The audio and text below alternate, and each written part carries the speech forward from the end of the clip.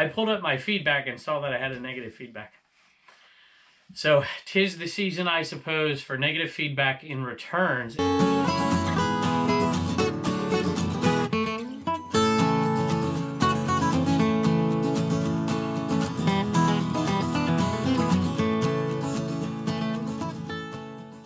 Hello everybody, welcome back to Commonwealth Flipper. My name is Kevin and we are in the cabin.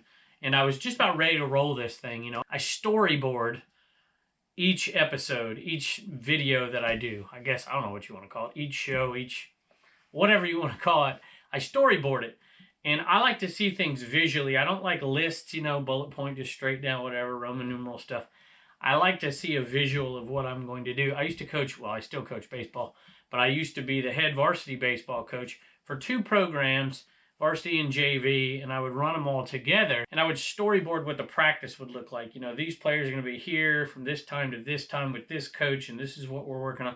And I just see this big picture, and that's always how I've done it. And so I create a title first after looking at what's sold or whatever, and then I'm going to move on from there and kind of just plug in all the pieces and parts.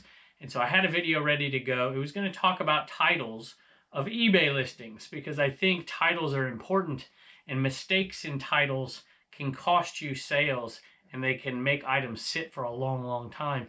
And I had a couple items, one that I avoided like that, and then one mistake that I got away with anyways. I was going to talk about that a little bit, and I guess we still will when we come across those 2 items. But then right before the video, I pulled up my feedback and saw that I had a negative feedback. So, 'tis the season, I suppose, for negative feedback in returns. And so far, knock on wood, I have avoided a lot of returns. There will be some in January. There almost inevitably will be. There almost always are. But so far in Q4, I've had 4 return requests and only 2 returned items. So that's pretty darn good for Q4 so far. Now, we're not out of it yet, and I expect to have a few more. But 2 returns out of all of Q4, I'm pretty happy with. So let me know out there in the comments, how many returns have you had in Q4? Let me know. Let's talk about 1, 2, 3, 4, 5 what sold really quickly, and then I'll talk about that feedback for a second. And maybe it's just kind of starting the process here. I'll tell you what the negative feedback was for. I don't know if there's a high likelihood I'll get it removed, unfortunately. MIDI engine 2-port SE. I have no idea what the heck this thing's used for, but I picked it up at a sale. It was already picked over. You might remember it was a church sale. I picked up some single stitch shirts. Another picker had already been through there. Didn't find anything. It wasn't a great sale. Matter of fact, I wish I wouldn't have gone that direction because Natalie, the homeschool huntress up there in Lynchburg, found a bunch of stuff, but I decided to go the other direction and ran into another picker, which is okay. Still went in there and picked a few cool things. You can find something almost anywhere that will sell if you know what you're looking for, and even if you don't know what you're looking for, pick this up. I think for $2. It might have been $3, and it sold for $25 plus shipping. These Oakleys came from the Lost and Found golf course Lost and Found sale, and we are in the pure profit and starting to rack up the profit at this point. These Oakleys, these are pretty cool. I considered keeping them for myself, but I'm kind of cheap, every pair of sunglasses I have comes from the Lost and Found sale every year. I just pick out a few that aren't worth selling, and I just keep them hanging out in here. These sold for $30 plus shipping. That brings our total for that sale. Spent $150 up to $233 so far, so a profit of $83 so far. Some vintage backgammon pieces here. The cups, gray cups, and the dice, and this one has no coupling dice in it. It just has the 4 regular dice. So this one right there is going to, I think it sold for $10 plus shipping. If it had the coupling dice in there, I would have probably charged, I don't know, $12.95 plus shipping on that. So that's a pretty good sale. I like that. Having the right size box. This is definitely going to go in the 5x5x5 box, or it could go in the 2x4x7 box and set them sideways. I would not put these in a poly. These can get smashed. But I sold the pieces to them, the 1-inch backgammon pieces, for $10 plus shipping. That's going up for $10 plus shipping. Paid $1 for the item. So total profit with that is probably going to be around, let's see, right around $16 profit on that. Had somebody comment on a video that came out on Commonwealth Picker the other day, like, you're the only one who can sell backgammon games. And I'm like, well, I don't sell backgammon games. Backgammon games are hard to sell. They're just hard to sell because they're not first class. They're priority mail. And nobody, I wouldn't say nobody, somebody wants that game out there. But the people who are buying these, more than likely, not all the time, but more than likely are making their own boards. And so these are going out first class, and they need the pieces to go with them. And I think that's why they sell like that, I think. Not quite sure. But those you can sell. It's getting harder because I talk about it all the time. Hey, really quick, I got 2 more items here and then a bunch more back here. Let's talk about that negative feedback. I'm going to put it up right here or somebody. I'll take out the guy's name, at least for now. I'm assuming it's a guy because of the title. But maybe not. We'll see. Maybe I'll put that name in there later if I decide to block the guy. But right now it's in the beginning stages. I think this was a return request that came in a while back and not too long ago. And I'm like, hey, you know, I'm sorry. This was a Sony, a radio, DVD, or not DVD, a CD player, Dream Machine. And I know it works because I played it in here many times. I actually went back to look. A lot of times I'll take that equipment, the electronics, like I do it with 8 tracks for sure, and I'll film it and I'll put it on a video or I'll put it on my Instagram. And I haven't found this one. Maybe I didn't do it with this one.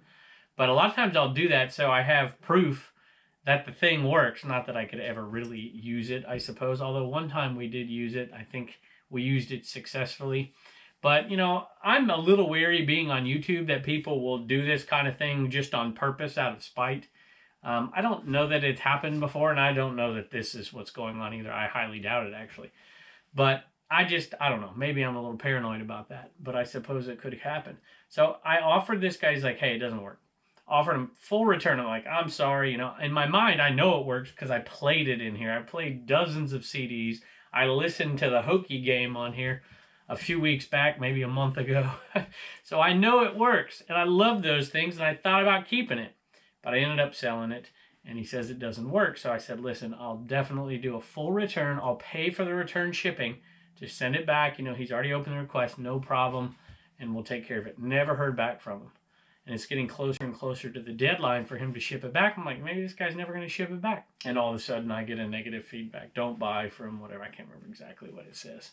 But it is what it is. I sent him another message, and I'm like, hey, you know, I'd appreciate it. You know, my feedback's important, blah, blah, blah. You know, I'm offering to send this thing back. I'm not giving this guy a refund unless they send the item back. That's just how I operate. Unless I know I've made a mistake. Like, I go back and look at the pictures and I'm like, oh my gosh, it had a crack in it. This guy's right. But if I don't know that I made a mistake, they're going to need to send it back. I'll pay for the return. So, it is what it is. 2 Time magazine sales. Already in the pure profit on these 2. And I know a lot of people who watch that video, you're like, you should have bought them all. You should have bought them all. Just send them back to your medium mail. These aren't supposed to be medium mail. But sending them back is an option, I suppose. I could have bought some more. But I picked what I thought were really good ones. And I don't think I missed too many looking back at that video. This one I thought was cool, being from California. But it was not worth very much money, to be honest with you. I did sell it, though, $5 plus shipping. Speaking of titles and titles being important, and what you put in the title, I try to find more searchable words to beat the competition. This one was out there, and it has some sales, but this is in poor condition. So I wanted to market to a different audience. I didn't want to market, because if there's 8 of these out there, and they're fairly cheap, you know, 9, 10, whatever, you know, but they're in better condition than mine, mine's never going to sell. So I marketed it in my title. I still put Time Magazine, 1936. I think probably put, I don't even know what I put. But I know that this was the focus. I put Lucky Strike cigarettes, vintage tobacco ad, something like that. Vintage Santa Claus, vintage Christmas, something like that. And that gave me different eyeballs on it. So people would look up search words like that, and they'd find this as opposed to this. And I have a decent shot of selling this. And that's what happened, $20. Plus shipping. If I would have listed it as this being the focus, I don't know that I would have sold it unless I put it out there really, really dirt cheap. What you got there, Turner? Who's his name? Caddyshack. Caddyshack. It's a gopher from Caddyshack. Yeah. Is it a, what is it, a puppet? Yeah, it's a puppet. Is it a puppet? Yes. It's a golf club head cover. I suppose it could be a puppet too. Yeah. Have you ever seen Caddyshack? I don't know. I don't think so. I don't think Mama will let you watch it. Yeah. No, Is it not yet. Is it Bubba's inappropriate? watched it with me. Is it inappropriate? Is it inappropriate? Yeah, I think it's inappropriate for you, not for me. That is a gopher, and that is a pretty iconic little guy right there. Although I don't think it's official Caddyshack. So $10 plus shipping on that, and it didn't even sell out of your homeschool hustler store. You didn't have any sales, but you look so cute today. I figured we'd put you on video anyways. Okay. Yeah. So you don't get $1 for that one. Nope. Nope. All right. Thanks, bud. Bye. Next item was a free item I picked up at a bin. It was a garage sale. The whole garage sale was free. And I only was able to grab one thing.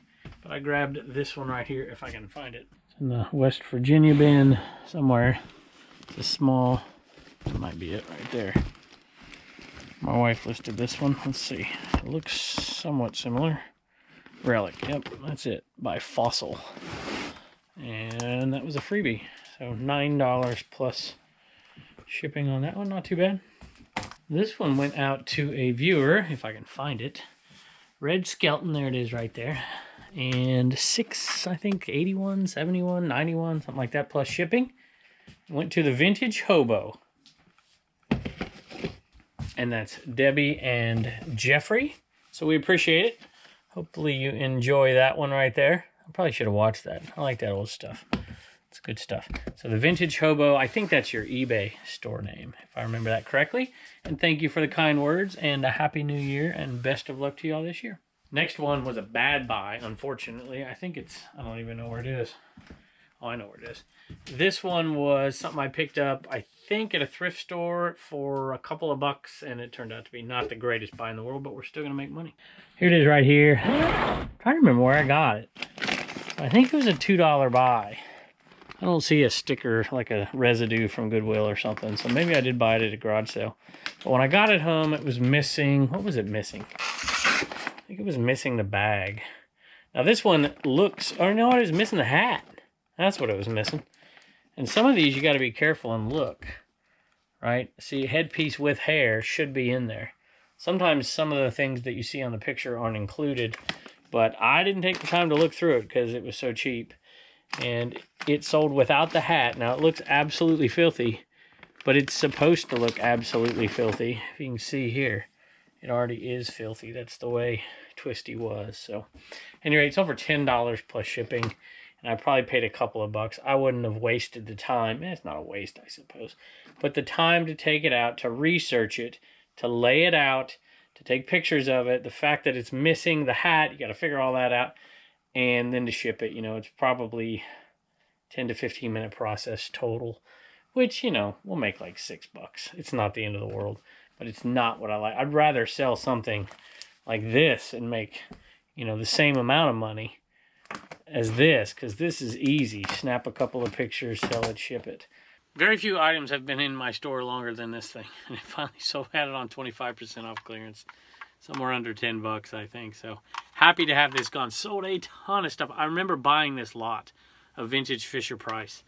And if I had to do all over again, I would not have sold the carriages and the trains, or whatever you want to call them.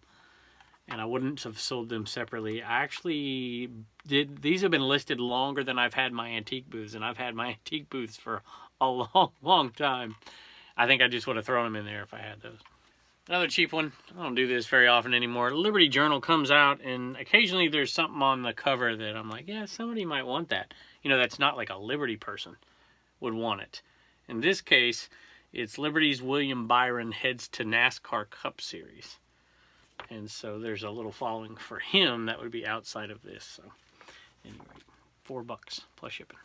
I get those for free. Once they're done with, they come out, I think, 4 times a year. And at the end of it, they start clearing them out. And, you know, I could get like 50 of them, but they're going to that one took forever to sell. I'm not going to bog myself down with piles of these magazines. I'll just grab a couple.